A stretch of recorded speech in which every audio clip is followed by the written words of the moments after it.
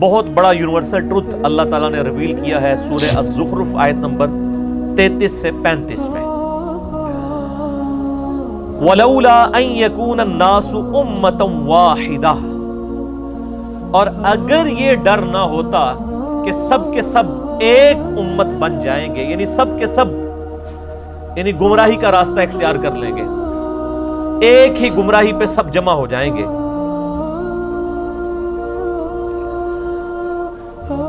لَجَعَلْنَا لِمَن يَكْفُرُ بِالرَّحْمَنِ لِبُيُوتِهِمْ سُقُفًا، تو اللہ تعالیٰ فرماتا ہے کہ ہم رحمان کے جو منکر ہیں، کافر ہیں، ان کے لیے مکان ایسے بناتے کہ ان کی چھتیں ہوتی من فضہ، چاندی کی، وَمَعَارِجَ عَلَيْهَا يَظْهَرُونَ، اور ان کے گھروں کی سیڑھیاں بھی ہم چاندی کی بنا دیتے ہیں، جو لوگ اللہ کو نہیں مانتے، یعنی جو کافر ہیں، اللہ تعالیٰ فرما رہا ہے کہ ہم ان کے گھر بھی چاندی کے بنا دیتے، ان کے گھروں کی سیڑھیاں بھی چاندی کی بنا دیتے، وَلِبُيُوتِهِمْ أَبْوَابًا وَسُرُرًا عَلَيْهَا يَتَّكِئُونَ، اور ان کے گھر کے دروازے بھی چاندی کے بنا دیتے، اور ان کے وہ تخت بھی جن پر وہ تکیہ لگائے بیٹھے ہیں وہ بھی چاندی کے بنا دیتے، وَزُخْرُفًا، اور یہ سب چیزیں سونے کی بھی بنا دیتے۔ یہی لفظ ہے زخرف، جس کی وجہ سے اس سورت کا نام سورہ الزخرف ہے۔ اللہ تعالیٰ فرماتا ہے اگر اس بات کا ڈر نہ ہوتا کہ سب کے سب لوگ ہی کافر ہو جائیں گے، کافروں کی جو شاہانہ زندگی کو دیکھ کر، تو ہم جتنے کافر ہیں ان کے گھر چاندی کے بنا دیتے، ان کے گھروں کے دروازے چاندی کے بنا دیتے، ان کے گھروں کی سیڑھیاں چاندی کی بنا دیتے، ان کے تخت چاندی کے اور سونے سے یہ ساری چیزیں بنا دیتے، کافروں کو ہم سونا چاندی سے مالا مال کر دیتے، اگر ہمیں یہ ڈر نہ ہوتا کہ کافروں کی یہ شان دیکھ کے ساری کافر ہو جائیں گے۔ اندازہ کریں، وَإِن كُلُّ ذَلِكَ لَمَّا مَتَاعُ الْحَيَاةِ الدُّنْيَا، اور یہ سب کی سب رونق والی چیزیں، سونا اور چاندی، دنیا کی زندگی کا سامان ہے، وَالْآخِرَةُ عِندَ رَبِّكَ لِلْمُتَّقِينَ، اور آخرت تو تمہارے رب کے ہاں پرہیزگاروں کے لیے ہے، خدا سے ڈرنے والوں کے لیے، خدا کی شناخت رکھنے والوں کے لیے۔ یہ بڑی اہم ترین آیات ہے۔ اللہ تعالیٰ فرماتا ہے کہ اگر ہمیں اس بات کا ڈر نہ ہوتا کہ کافروں کے سونا چاندی سے بنے ہوئے مکانات، سیڑھیاں، دروازے اور یہ تخت، یہ چیزیں دیکھ کے سب لوگ کافروں سے متاثر ہو کر کافر نہ ہو جاتے، تو ہم کافروں کو یہ سب کچھ عطا کرتے، یعنی اتنی بڑے لیول کی آزمائش ڈال دیتے کہ اہل ایمان پہ یہ آزمائش ڈالتے کہ اب بتاؤ اللہ کی طرف آنا ہے کہ شیطان کی طرف۔ تو ڈر یہ تھا کہ کافروں کی یہ شان دیکھ کے سب شیطان کا راستہ اختیار کر لیتے کہ اے جہاں میٹھا اگلا کس نے ڈٹھا، یعنی یہ دنیا کی لذتوں سے فائدہ اٹھاؤ، آخرت کس نے دیکھی ہے۔ تو اس چیز کا ڈر تھا، اس کے بغیر ہی لوگ رحمان سے غافل ہو چکے تھے۔ آج کسی کے پاس دولت ہے تو لوگ کہتے ہیں دیکھیں نہیں اللہ کا بڑا فضل ہے اس کے اوپر، کوئی دنیاوی منصب ہے اس کو وہ اللہ کا فضل سمجھ رہے ہوتے ہیں، حالانکہ یہ ضروری نہیں، فضل ہو بھی سکتا ہے اگر حضرت ابوبکر عمر عثمان علی والی خلافت ہو، اور یہ اللہ تعالیٰ کی طرف سے آزمائش ہو سکتی ہے اگر جو ہے وہ آل امیہ اور آل عباس جیسی خلافت ہو، سو کالڈ یا ملوکیت۔ تو ان آیات کی روشنی میں میرے بھائیوں یہ بات کھل کے سامنے آ گئی کہ اللہ تعالیٰ نے دنیا میں جس کو بھی کوئی مال و متاع دیا ہے تو وہ دنیا کی زندگی کے برتنے کا سامان ہے، اس کی بنیاد پہ اس کی آخرت کا فیصلہ نہیں ہونے والا۔ صحیح بخاری میں حدیث ہے، نبی صلی اللہ علیہ وآلہ وسلم نے فرمایا دو چیزیں ایسی ہیں جس کے بارے میں اکثریت انسانوں کی اکثریت غافل ہے، ایک صحت اور دوسری فرصت، یعنی اس کو انڈر ایسٹیمیٹ لوگ کرتے ہیں۔ صحت تو کسی وقت بھی جا سکتی ہے، تو جب تک صحت ہے اللہ تعالیٰ کو رسپانس کر لیا جائے، اور فرصت یعنی ٹائم کی اویلیبلٹی، اس کو بھی لوگ یعنی ضائع کرتے ہیں۔ پھر صحیح مسلم میں حدیث ہے، آپ صلی اللہ علیہ وآلہ وسلم نے فرمایا کہ دنیا اور آخرت کی مثال اس طرح ہے جیسے کوئی سمندر میں انگلی ڈبوئے، اس کے ساتھ جو پانی لگتا ہے وہ دنیا کی زندگی ہے، اور سمندر انفینٹ انلمیٹڈ آخرت کی زندگی ہے۔ یہ حدیث بھی آپ کو اس چیپٹر میں مل جائے گی۔ ایک اور حدیث ہے صحیح مسلم کی کہ آپ صلی اللہ علیہ وآلہ وسلم ایک دفعہ صحابہ کرام علیہم رضوان کو لے کر مدینہ شریف سے باہر نکلے، ایک گندگی کے ڈھیر کے پاس کھڑے ہوئے جہاں پہ ایک گلی سڑی بکری تھی، بکری کا بچہ مرا پڑا ہوا تھا۔ آپ صلی اللہ علیہ وآلہ وسلم نے فرمایا تم میں سے کوئی شخص 1 درہم کے بدلے سے خرید لے گا؟ صحابہ نے کہا یا رسول اللہ کبھی نہیں ہم خریدیں گے۔ تو آپ نے فرمایا اللہ تعالیٰ کے نزدیک پوری دنیا اور جو کچھ اس کے اندر ہے اس کی اہمیت اس گلی سڑی بکری جتنی بھی نہیں ہے، جسے تم 1 درہم میں خریدنا پسند نہیں کرو گے۔ اللہ تعالیٰ یعنی تم اسے پسند نہیں کر رہے، اللہ کے نزدیک دنیا اس سے بھی زیادہ حقیر ہے جس کے اوپر لوگ مرتے ہیں۔ پھر آپ صلی اللہ علیہ وآلہ وسلم نے فرمایا، صحیح مسلم میں یہ حدیث ہے کہ انسان کہتا ہے میرا مال میرا مال میرا مال، پھر آپ نے وہ سورہ تکاثر پڑھی، الہاکم التکاثر حتی زرتم المقابر، تمہیں مال کی کثرت کی طلب نے خسارے میں ڈال دیا یہاں تک کہ تم نے قبروں کا منہ دیکھ لیا، ان قریب تم جان جاؤ گے، ان قریب تم جان جاؤ گے۔ یعنی جب قیامت آئے گی کہ مرتے ہی قیامت قائم ہو جائے گی، اور پھر قیامت والے دن تم سے اللہ تعالیٰ نے جو نعمتیں دی ہیں ثم لتسألن یومئذ عن النعیم، ان نعمتوں کے بارے میں پرسش ہوگی۔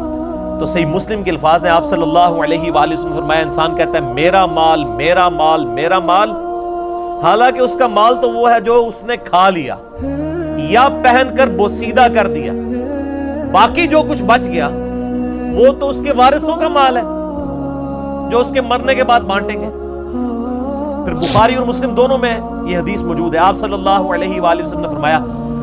ابن آدم کے پاس اگر سونے کی 2 وادیاں ہوں تو وہ تمنا کرے گا میرے پاس تیسری بھی آ جائے،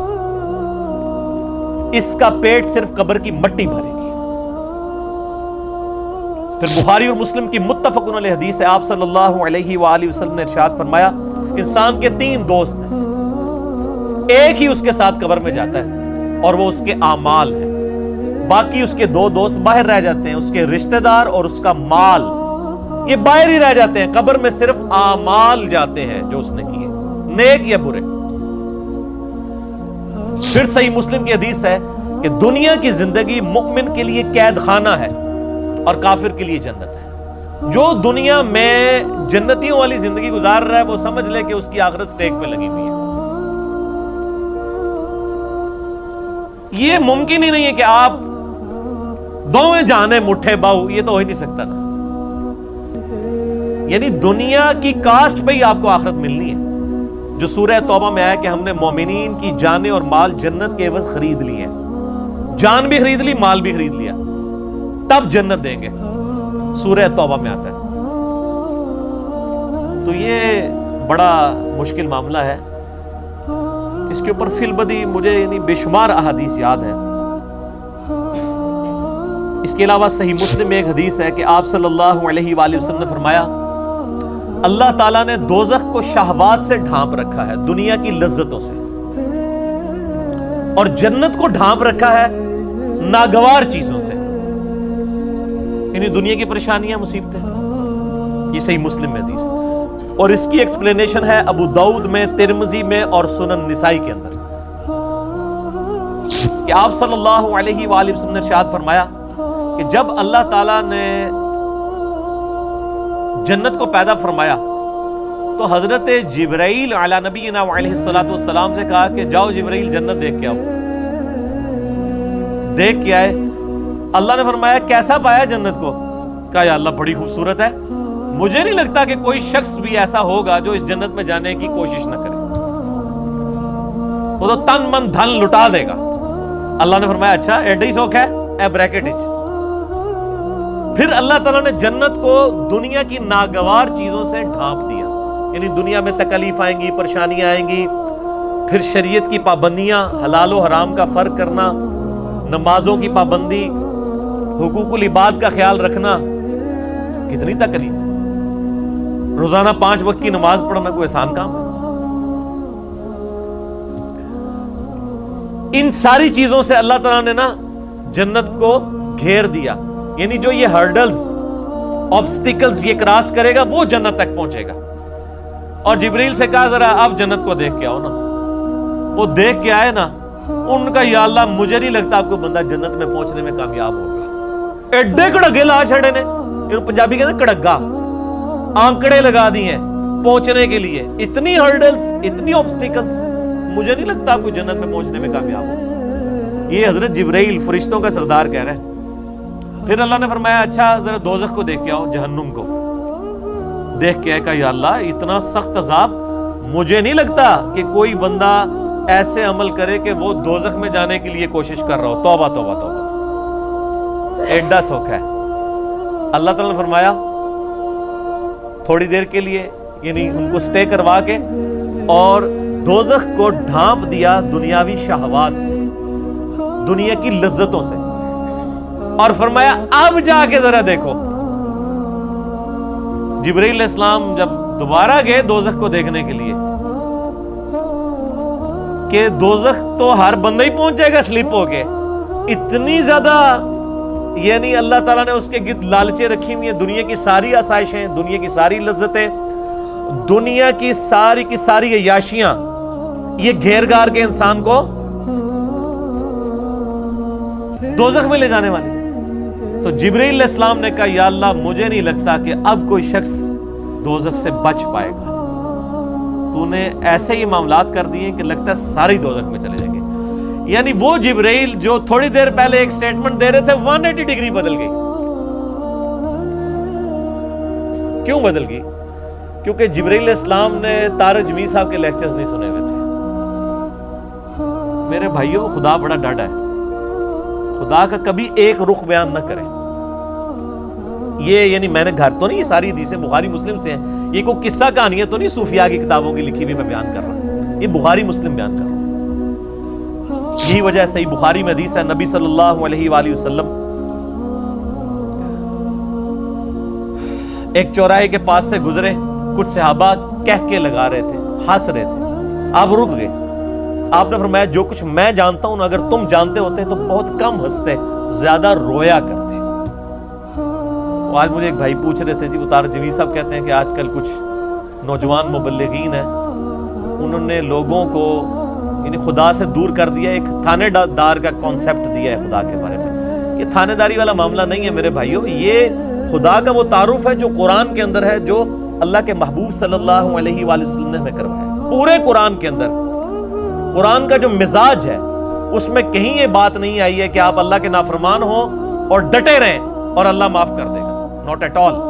ہمیشہ یہ ہے کہ جس شخص نے اللہ کی طرف رجوع کیا، توبہ کی، اپنی اصلاح کی، پھر اللہ تعالیٰ کو غفور رحیم ہوا۔ یعنی اس کے اوپر درجنوں آیات ہیں، میں نے مسئلہ نمبر 18 توبہ اور گناہ کبیرہ کے اوپر، اس میں یہ ساری آیات ڈسکس کی ہیں، جسے شوق ہے تو وہ دیکھ لیں۔ تو یہ بڑا کریٹیکل ایشو ہے، لیکن اس کے بعد پھر موجیں ہی موجیں ہیں جی۔ صحیح مسلم میں ایک حدیث ہے، اللہ تعالیٰ قیامت والے دن ایک ایسے شخص کو بلائے گا جس نے دنیا میں بڑی عیاشی کی زندگی گزاری ہوگی، لیکن اللہ تعالیٰ کو رسپانس نہیں کیا ہوگا۔ اللہ تعالیٰ فرمائے گا فرشتوں ذرا اس کو پکڑ کے ایک دوزخ کا پھیرا لگواؤ نا، ایک کی پھیرا، کہنا نا ایک پھیرا لگے گا، ایک پھیرا لگے گا نا۔ اللہ تعالیٰ اس کو بلا کے پوچھے گا ہاں بھئی کوئی دنیا میں تو نے آسائش کا دن گزارا؟ کہے گا یا اللہ تیری عزت کی قسم میں نے دنیا میں کبھی آسائش نہیں پائی، حالانکہ پوری زندگی عیاشی گزری ہے، لیکن دوزخ کا ایک پھیرا وہ سارا نشہ کافور کر دے گا، سارے کا سارا نشہ۔ ابھی آپ دیکھ لیں نا، عیاشی کی زندگی ہوتی ہے، جیسے ہی جناب گردے فیل ہوتے ہیں، شوگر ہو جاتی ہے، وہ جناب کل میں وہ پرویز مشرف صاحب کی ایک آن لائن ان کو لیا ہوا تھا صحافی نے، وہ تو لگ ہی نہ تھا، وہ مشرف ہے، اس کی تو آواز ہی نہیں تھی نکل رہی، کس طرح مکے لہراتا تھا، اور اب مجھے تو پہلے لگا شاید کوئی عورت بول رہی ہے، پھر میں نے غور سے دیکھا، میں نے کہا تو مشرف صاحب ہے، آواز بھی بیٹھ گئی۔ یہ وقت کے ساتھ ہر چیز کافور ہو جاتی ہے۔ تو اور پھر اسی مسلم شریف کی حدیث میں آتا ہے کہ اللہ تعالیٰ کہے گا کہ اس شخص کو بلاؤ جس نے دنیا میں بڑی مفلسی کی زندگی گزاری لیکن مجھے رسپانس کیا، اور فرشتوں ذرا اسے ایک جنت کا پھیرا لگاؤ نا۔ وہ ایک پھیرا لگوائیں گے نا، پھر اللہ پوچھے گا اوے دنیا میں کوئی تکلیف دیکھی؟ کہے گا یا اللہ تیری عزت کی قسم کوئی تکلیف نہیں دیکھی۔ اگر یہ ہمیشہ کی کامیابیاں مجھے ملنی تھی تو وہ تکلیف ہی بھول جائے گا۔ دنیا میں بھی ایسا ہی ہوتا ہے کہ انسان کو جب اپنی محنت کا پھل ملتا ہے تو انسان کو وہ، یعنی میں اکثر کہتا ہوں کہ ہم یونیورسٹی لائف کے اندر کتنی مشکل سے پڑھتے تھے، میکینیکل انجینئرنگ کے دوران پوری رات جاگ کے فجر پڑھ کے سویا کرتے تھے، آج ہمیں یاد بھی نہیں ہے کہ ہم نے وہ 5 سال کی اس تکلیف میں کاٹے ہوئے، حالانکہ یہ آسائش بھی ختم ہو جانے والی ہے، اصل زندگی تو آخرت کی ہے۔ اور یہ ایک کانٹے کی بات ہے جو سارے صحیفوں میں اللہ تعالیٰ نے قرآن حکیم میں فرمایا سورۃ الاعلیٰ میں، بل تؤثرون الحیات الدنیا، تمہارا اصل مرض یہ ہے کہ تم دنیا کی زندگی کو ترجیح دیتے ہو، والآخرۃ خیر وابقیٰ، جبکہ آخرت بہتر بھی ہے اور ہمیشہ رہنے والی ہے۔ ان ھذا لفی الصحف الاولى، یہی ایک کانٹے کی بات، یونیورسل ٹروتھ، پچھلے سارے صحیفوں میں، ساری آسمانی کتابوں میں ایک ہی کانٹے کی بات تھی، ان ھذا لفی الصحف الاولى صحف ابراہیم و موسیٰ، چاہے وہ قرآن سے پہلے ابراہیم علیہ السلام کے صحائف ہوں یا موسیٰ علیہ السلام کے، ایک ہی کانٹے کی بات تھی کہ دنیا کی زندگی عارضی ہے، اصل زندگی آخرت کی ہے۔ تو اس ٹاپک پہ یعنی بے شمار بولا جا سکتا ہے، میں اس ٹاپک کو یہیں پہ کنکلوڈ کرتا ہوں اس حدیث پہ جو بخاری اور مسلم دونوں میں ہے۔ آپ صلی اللہ علیہ وآلہ وسلم نے فرمایا، اے اللہ محمد اور آل محمد صلی اللہ علیہ وآلہ وسلم کو بس اتنا ہی رزق دینا کہ ان کی روح اور جسم کا رشتہ برقرار رہے، بس سانس چلتی رہے، اتنا مجھے رزق ملے، میں اس پہ خوش ہوں۔ نبی صلی اللہ علیہ وآلہ وسلم، بخاری و مسلم دونوں۔